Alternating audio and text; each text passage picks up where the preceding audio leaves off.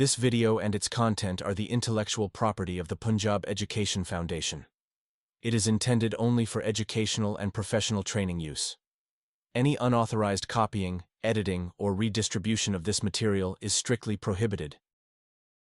Bismillahirrahmanirrahim. Assalamu alaikum. Respected teachers, I am Adnan Zahir, Master Trainer at Punjab Education Foundation, and this is the second audio lecture on the poem Bee on My Nose by Wayne Edward. This poem is unit number 4 of class 2. In our previous audio, we discussed the meanings of the text, explanations of the poem. Also, we discussed the meanings of the difficult words, and we discussed reading and critical thinking. Also, we discussed oral communication skills in our previous lecture. And now this lecture specifically focuses on grammar and spellings. तो spellings का जो हमारे पास exercise है page number 37 and 38 पे उसमें learning to spell है. तो ये वर्ड्स कुछ लिखे हुए हैं. Very, ask, came, now, there, away, long, after. Now for each sight word in the shape box that it fits. तो साइट वर्ड्स हमने पहले भी डिस्कस किया है उसको अपने प्रीवियस लेक्चर में कि साइट वर्ड्स ऐसे हैं कि जिनको हमने बच्चों को ये सिखाना है कि वो उसको देख के एज इट इज़ उनको वो याद करेंगे, और उनके लिए उन्होंने कोई ये नहीं करना कि उनके स्पेलिंग्स, उनके जो फोनेटिक ऑर्डर है उसी हिसाब से उसको याद करें, बल्कि उनको एज इट इज़ याद करेंगे वो.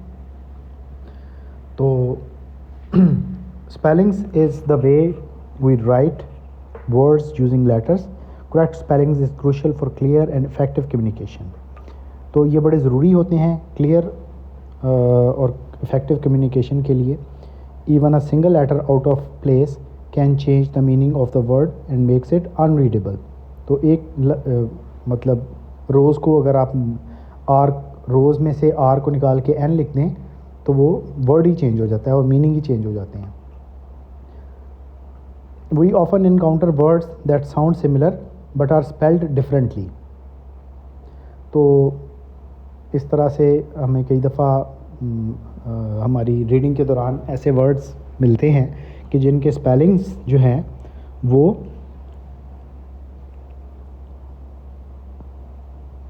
सिमिलर होते हैं और साउंड्स स्पेलिंग्स उनके डिफरेंट होते हैं बट साउंड्स उनकी सिमिलर होती है. तो it's important to pay attention to such words. जैसे कि वर्ड है स्पोज एंड स्पोज, तो इसमें स्पेलिंग्स SPOSE और SUPPOSE. तो हमने यहाँ पर ये जो हम एक्सरसाइज दी गई है उसमें वर्ड्स हैं very, ask, came, now, there, away, long, after. तो ये हिंट्स भी दिए गए हैं कि किस वर्ड को हमने किस तरह से लिखना है. जैसे पहला जो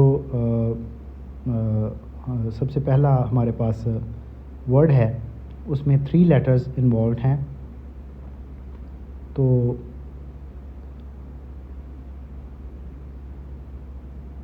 यहाँ पर हम नाउ लिख सकते हैं. इस तरह 4 लेटर्स नेक्स्ट वाले में हैं तो उसमें हम लॉन्ग लिख सकते हैं. थर्ड में देयर, फोर्थ में अवे, फिफ्थ में वेरी लिख सकते हैं. सिक्स्थ में आस्क लिख सकते हैं. सेवन्थ में सेवन्थ में केम लिख सकते हैं. एंड एट्थ में हम आफ्टर लिख सकते हैं. तो that is how the spellings will be filled in their appropriate columns. Next हमारे पास पेज नंबर 39 पर स्पेलिंग्स करेक्ट की है कि भाई इनमें से कौन सा करेक्ट स्पेलिंग है। तो पहला लफ्ज़ है सपोज, तो उसमें पहला लफ्ज़ ही जो है वो करेक्ट है। दूसरा लफ्ज़ क्राउच है, तो उसमें जो सेकंड रो में क्राउच है वो स्पेलिंग करेक्ट है। स्टिंग थर्ड वर्ड है, जो थर्ड रो है उसमें वो करेक्ट स्पेलिंग लिखे हुए हैं। स्निफ फोर्थ लाइन में जो फर्स्ट है कॉलम उसके अंदर करेक्ट स्पेलिंग लिखी है, और विकेट सेकंड रो के अंदर करेक्ट स्पेलिंग लिखी है। आगे चलते हैं। तो ग्रामर में इस दफ़ा हम सब्स्टिट्यूशन वर्ड्स की बात कर रहे हैं। सब्स्टिट्यूशन वर्ड्स क्या है? प्रोनाउंस होते हैं। तो most commonly known as pronouns, these words are that replace nouns in a sentence. They help us avoid repetition and make our sentences flow more smoothly. तो इनका फंक्शन क्या होता है? To make the flow of the language more smooth.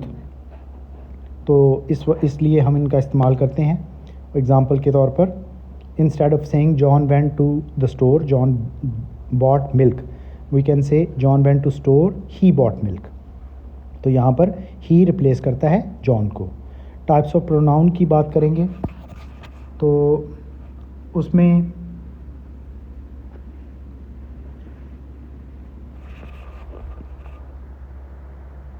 subject pronouns, these pronouns act as subject of sentence, the one performing action. और इसकी example क्या हैं? I, you, he, she, it, we and they. Object pronouns, these pronouns receive the action of the verb or are at the object of a preposition. For example, me, you, him, her, it, us, them. Personal pronouns की ही ये यहाँ पर बात की जा रही है। तो पर्सनल प्रोनाउंस हमने डिस्कस किया, दो तरह के हमने देख लिए। तीसरा भी रहता है कि सब्जेक्टिव केस होता है उसका और ऑब्जेक्टिव केस होता है। सब्जेक्टिव केस में जो फर्स्ट पर्सन सिंगुलर प्रोनाउन है वो आई है, first person plural pronoun we, और सेकंड पर्सन सिंगुलर और प्लूरल दोनों प्रोनाउन यू ही होते हैं। Third person singular he, she, it हो सकता है, और प्लूरल हो तो दे। इस तरह से उनके ऑब्जेक्टिव केसेस क्या क्या हैं? फर्स्ट पर्सन में आई का मी, और जो फर्स्ट पर्सन प्लूरल है तो उसका अस।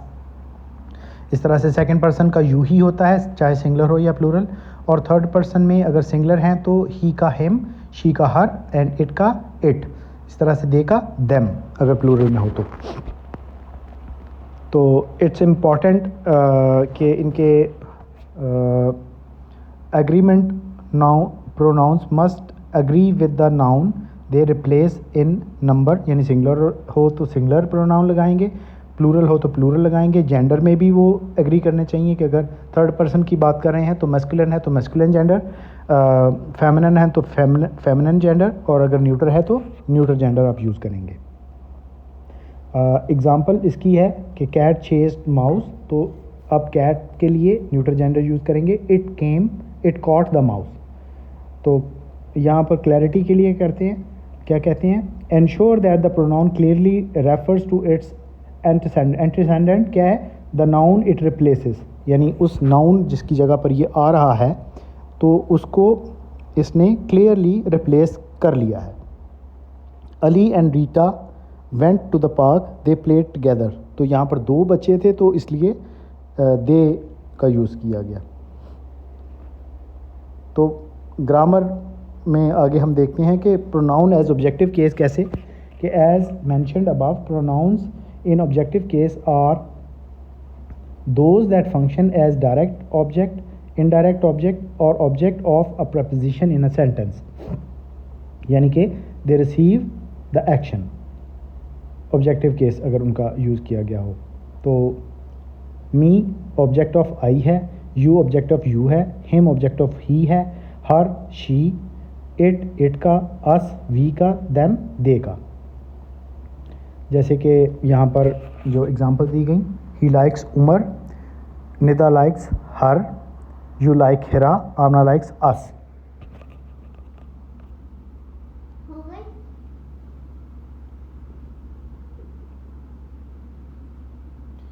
Choose the correct substitution words to fill in the blanks. जैसे यहाँ पर सेकंड है, Sadia is a good girl, she obeys her parents आएगा। तो my brother is very naughty, he has many toys.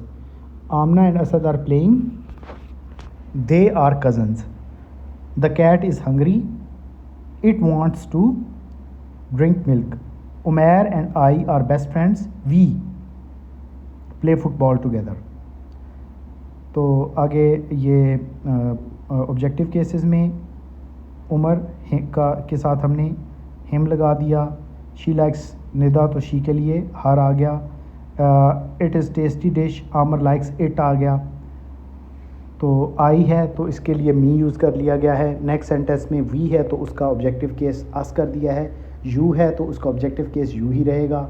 दे है तो उसका ऑब्जेक्टिव केस देम। तो इस नेक्स्ट जो एक्सरसाइज है वो बी की फॉर्म्स हैं, उनको हमने यहाँ पर डिस्कस करना है। इज़, आर, एम, इन तीनों की बात की गई है। इज़, एम, आर ये ऑक्सिलरीज होते हैं हेल्पिंग वर्ब में। हेल्पिंग वर्ब्स की हमने दो टाइप्स को डिस्कस किया था, ऑक्सिलरीज और मॉडल्स। तो ये ऑक्सिलरीज हैं। तो ऑक्सिलरीज क्या होते हैं? बी की forms, is, am, are. They are used to describe states of being, identity or characteristics. The choice between them depends on the subject of the sentence. Am कहाँ पे यूज़ किया जाता है? It is used only with first person singular pronoun। जब उसका subjective case हो तो उसके साथ, यानी सिर्फ I के साथ am यूज़ करते हैं। I am a boy। तो is कहाँ यूज़ किया जाता है? It is used with singular subjects, he, she और it अगर वो singular में हो तो उनके साथ, यानी Saad is, she is and it is. Are कहाँ यूज़ किया जाता है? विद प्लूरल सब्जेक्ट्स और विद सेकंड पर्सन सिंगुलर और plural pronouns and their subjective cases. जैसे कि Aneela and Sita are classmates, they are cousins, we are 7 years old। तो ये हमने बात की इज़, एम और आर की। We use is, am, are with different pronouns and pointing words in short sentences to describe a person, place or thing। तो ये इसमें एक छोटा सा था नोट जो कि हमने एक्सप्लेन करना है।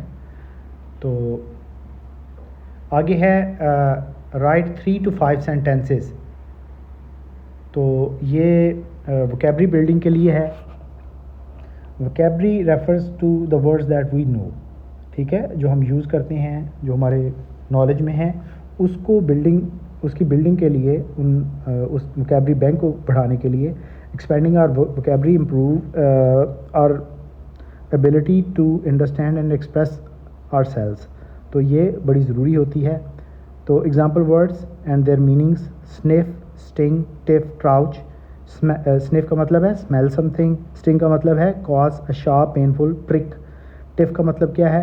अ लिटिल फाइट और disagreement, crouch bend low with limbs यानी झुकना, ouch it's an exclamation of pain.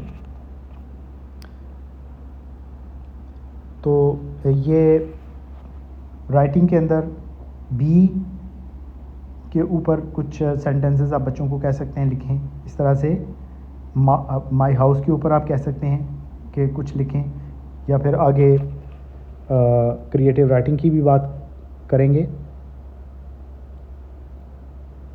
तो इसकी कॉम्प्रिहेंशन की एक एक्सरसाइज है छोटी सी, उसको हम अभी डिस्कस कर लेते हैं।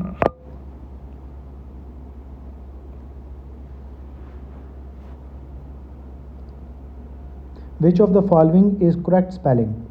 तो ऑप्शन बी। इस तरह से जो नेक्स्ट है उसमें ऑप्शन सी, ही, करेक्ट ऑप्शन है। Number 3 objective pronoun, B correct option है। नंबर 4 में M, option C is correct pronoun. 5 में smell something, 5 C correct pronoun. Book, look, A option. इस तरह से could take your storybook. इस तरह से away 8th का correct option, Nona is my cousin, ये करेक्ट ऑप्शन है। और 10 C यानी R इसमें करेक्ट ऑप्शन। ट्रू फॉल्स की एक्सरसाइज है, उसमें पहला option false, second true, third false, fourth false, fifth false, sixth true, seventh false, eighth false, ninth true and 10th is also false. Then there is match the column exercise. इसकी answer key भी यहाँ पर मौजूद है, यहाँ से आप assistance ले सकते हैं और इसको आप बच्चों को पढ़ाने के लिए यूज़ कर सकते हैं। तो विद दिस फोर्थ जो थर्ड लेक्चर है इस यूनिट का वो कंप्लीट हो जाता है। फोर्थ को एक दफ़ा देखते हैं। तो ये हमने राइटिंग स्किल्स के ऊपर इसमें किया हुआ है कि डिस्क्रिप्टिव और क्रिएटिव राइटिंग जो है उसको हमने डिस्कस करना है। पेज नंबर 41 पे है कि descriptive writing is about using words to create clear and vivid picture in the reader's mind. When we describe something we use adjectives and sensory details, what we see, hear, smell, touch and taste. Descriptive writing की जो key elements हैं वो क्या हैं? They focus on instead of just saying it is a bee, think about what a bee looks like, what it does, what sound it makes. तो सिर्फ यही नहीं डिस्क्रिप्टिव राइटिंग में आपने बताना कि कोई चीज़ क्या होती है, बल्कि हम उसकी डिटेल में जाते हैं और उसकी डिटेल में बताते हैं कि अगर बी है तो वो किस तरह की दिखाई देती है, आवाज़ किस तरह की पैदा करती है वो, या वो काम क्या करती है। यानी उसके लिए हम वर्ड्स यूज़ कर सकते हैं small, buzzing, yellow, striped, busy, help him paint a picture. तो इस तरह से आप बच्चे को एक पिक्चर पेंट करने में हेल्प कर सकते हैं कि भी अगर आपने बी के ऊपर लिखना है तो आप ये डिटेल्स इस्तेमाल करके जो हमारी एक्टिविटी है पेज नंबर 40 के ऊपर उसको कंप्लीट कर सकते हैं। तो इसके बाद very sentence structure, don't start every sentence the same way. यानी कुछ उसमें वैरायटी भी आप बच्चों को टिप दें कि वो लाइन यानी साइड का यूज़ करें, जैसे what is the colour, sound, what's noise does it make, touch, what it feels like अगर उसको टच किया जाए, smell, what does it have a smell, taste. तो इस तरह से मुख्तलिफ उसके साथ आप एट्रीब्यूट्स अटैच करके यानी एडजेक्टिव्स अटैच करके तो उसको हम ज़्यादा एलेबोरेटिवली लिख सकते हैं। इट इज़ अ बी को जैसे लिख सकते हैं it is a small size fuzzy insect. तो इसमें साइट और टच यूज़ हो रहे हैं। It has black and yellow stripes on its body, तो इसमें साइट यूज़ हो रही है। We can hear its gentle buzzing sound as it flies, तो साउंड का यहाँ पर जो है वो यूज़ किया गया है। तो bee collects nectar from colourful flowers, तो उसमें एक्शन जो वो करती है, काम करती है, वो यूज़ किया गया है। They make delicious Honey in their hives, तो ये टेस्ट को यानी टेस्ट का जिक्र करते हैं। तो दूसरा जो टास्क है हाउस का, तो उसमें हम इस तरह से यही जो एक समझ लें कि फूड फॉर थॉट है बच्चों के लिए, उसको उनको कहते हैं कि इन्हीं चीज़ का इस्तेमाल करके तो आप करें। जैसे my house is very big, ये उसकी जनरल इन्फॉर्मेशन है। It has red roof and white walls, तो ये साइड को अट्रैक्ट करता है because it colours, it specifies colours. There is lovely green garden in front of it with many flowers, तो ये साइड को दोबारा से इसमें साइड का यूज़ किया गया। Inside my favourite room is the living room which has a cosy fireplace, तो ये उसकी जो डिटेल्स है, फीलिंग वो बताता है। We love spending time together as a family in our comfortable home, तो ये उसकी एटमॉस्फेयर को, फीलिंग को यहाँ पर किया गया है discuss.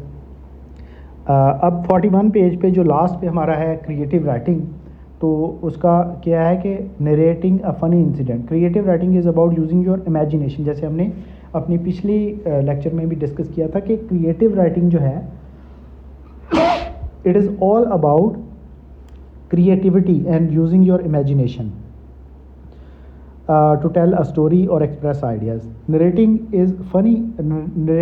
a funny incident means recounting an event that made you or others laugh. तो start with an engaging opening। तो कहते हैं कि हम ये टिप बच्चों को देंगे कि हमेशा जब आप स्टार्ट करें तो you should try to hook your readers immediately. तो उसका स्टार्ट बड़ा एंगेजिंग रखें, बड़ा दिलचस्प रखें। Set the scene. और सेट द सीन क्या है कि एक इस तरह का आपने अपनी राइटिंग के ज़रिए, अपनी तहरीर के ज़रिए इस तरह का माहौल पैदा करना है कि जो आप लिख रहे हैं, बोल रहे हैं, उसका एक पूरा माहौल पैदा हो जाए और बच्चे उसको विजुअलाइज कर सकें। इसके बाद build up the story, describe the event in chronological order. Chronological order क्या है कि सबसे पहले जो इवेंट हुआ है वो सबसे पहले, फिर उसके बाद जो हुआ, फिर जो हुआ, फिर जो हुआ। तो using first, second, then, afterwards, later and lastly, इस तरह के वर्ड्स का यूज़ करना है हमने। Include details. तो जो डिटेल्स हैं उनका इस्तेमाल ज़रूर करें, जैसे एडजेक्टिव्स का यूज़ किया गया हमारे डिस्क्रिप्टिव राइटिंग में इसी तरह से। What exactly happened that made it funny, what did people से और डू, कि जो लोग कर रहे थे या कह रहे थे तो जिससे वो इंसिडेंट फ़नी बन गया, तो उसको ज़रूर डिस्कस करें। Don't just tell, instead of saying it was funny, describe actions and reactions that made it funny. यानी इंस्टेड ऑफ सेइंग कि ये बहुत ही मज़ाहिया था, आप इस तरह के फ़िक्रे लिखें कि जिससे पढ़ने वाले को लगे कि वो मज़ाहिया था। We all burst into laughter, he tripped his hat flew off. He tripped and his hat flew off, कि वो उसको उसके पाँव को कोई ठोकर लगी और उसका जो हैट था वो उड़ गया। तो इस तरह के बच्चों के लिए आप जब सीन्स कोई इमेजिनेशन के लिए आप उनको फूड फॉर थॉट देते हैं तो they are very creative generally. तो and with a clear conclusion. तो how did the incident resolve, ये उसकी जो क्लोजिंग है ये बड़ी इंपॉर्टेंट है। ये एक एग्जाम्पलरी फ़नी इंसिडेंट है जो कि दिया गया है। On one sunny afternoon my little brother, एक शाम मेरा भाई जो था, Tom decided he wanted to help our mom bake a cake. मेरे भाई टॉम ने ये फ़ैसला किया कि वो हमारी माँ की मदद करेगा केक बनाने में। ही वॉज़ वेरी इंथुजियास्टिक, वो बड़ा पुरजोश था, बट अ लिटिल क्लमजी, लेकिन उसको काम करना नहीं आता। He was carrying a bowl full of flour to the mixing bowl. तो उसने एक पूरा जो आटे का बॉल था उसको मिक्सिंग बॉल के अंदर डाला। ही ट्रिप्ड ओवर हिज फीट, तो उसके पाँव ही एक दूसरे के साथ टकरा गए। वाइट फ्लावर एक्सप्लोडेड एवरीवेयर, तो वो जो आटा था वो हर तरफ फैल गया। Covering him the kitchen counter, उससे वो भी सारा का सारा भर गया और किचन का काउंटर भी सारा जो है वो आटे से भर गया। And even the cat who looked utterly bewildered, और जो बल्कि जो बिल्ली वहाँ पे थी वो भी बिल्कुल हैरान परेशान हो गई कि वो भी सारी की सारी आटे से भर गई। Tom just sat there covered in white with a sheepish grin, तो वो एक शर्मिंदा सा उसके माथे पे बल पड़ा शर्मिंदगी से, और वो वहाँ पे ही बैठ गया सारा का सारा आटे में सफ़ेद होके। And we could not help but laugh until our sides hurt, और हम इतना ज़ोर से हंसे कि हमारी जो साइड्स हैं पेट की वो दुखने लग पड़ी। तो remember to use descriptive language, clear sequencing and an engaging tone to make your funny story enjoyable for the reader. तो कहते हैं कि आप लैंग्वेज को इस तरह से इस्तेमाल करेंगे, बच्चों को कहें बताएं आप कि वो इस तरह से इस्तेमाल करेंगे कि उसमें एक तो सीक्वेंसिंग हो कि पहले फिर, और साथ में आपकी जो टोन है वो बड़ी एंगेजिंग हो कि उसमें पढ़ने वाला पूरी तरह से मुतवज्जो हो। आगे एक्सरसाइज है इसकी कॉम्प्रिहेंशन के लिए, उसको हम डिस्कस करते हैं। तो सबसे पहले एमसीक्यूज़ हैं, मैं उनकी आंसर की आपको शेयर कर देता हूँ। तो पहले का ऑप्शन सी है, दूसरे का ऑप्शन सी, तीसरे का ऑप्शन सी, फोर्थ का option C, fifth option D, sixth का बी, सेवन्थ का बी, एट्थ का बी, नाइन्थ का ऑप्शन सी एंड टेंथ का option B. True and false में पहला false, second true, third false, fourth false, fifth false, sixth true, seventh false, eighth true, ninth false and lastly tenth is false. इस तरह से match the column की एक exercise है, इसकी answer key भी आपके लिए यहाँ पर मौजूद है, जिसको आप यहाँ से कंसल्ट कर सकते हैं and you can practice this in your classrooms. So with this exercise is completed. तो ये इस ऑडियो लेक्चर में हमने fourth and third lecture on the fourth unit इसको डिस्कस किया है। Thank you very much for listening.